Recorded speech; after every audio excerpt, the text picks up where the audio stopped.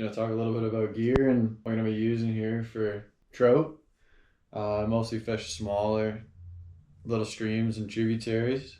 The reel is an Akuma Sheffield Shimano Claris, an 11-foot 3 inches, medium light power. First things first, floats. That I prefer the clear floats. I do prefer the Blackbird floats.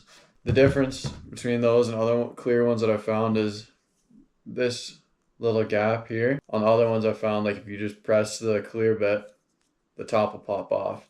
It's just made separately and they're just pressed in and glued. This one, I have not had that happen with Blackbird. The only thing I've had happen is the little tip there. That'll snap off after beating it off a rock. When I lose a fish or pulling it out of a snag, I'll just beat it off a rock. And there's other companies out there that make different styles. Like I said, if your clear float doesn't cast as big of a shadow as the black will cast a big shadow, and I've found personally that it'll spook more fish than the clear. And then obviously when you're running the line, the main thing is when you're looking at line, you want to look at the diameter.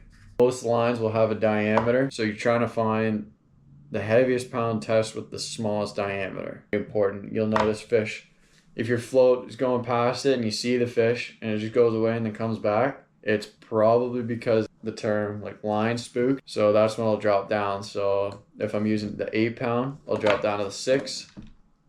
And if that's still not doing it, I'll even drop down to 4. The trout can see the line, so I try to use the lightest yet strongest yet smallest diameter. That's pretty hard. And then going down the line using shot, I like this little package by Raven. You can go to Raven and check out the different types of ways to set up your shots. And then when we're going to hooks, I've got sizes anywhere from 10 down to 14, but typically what I'm running is size 12 hook black from Blackbird. For the color black, there's gold hooks, there's red hooks, there's a bunch of different colored hooks, but I just find it blends in. If I want to just go from a bag to only floating a bead, I find that black kind of hides in the water a little bit better. So speaking of beads, I've got a bunch of beads here for trout, at least anywhere from 8 mil to 6 mil. If I'm pulling up to a new pool and I want to know the depth, or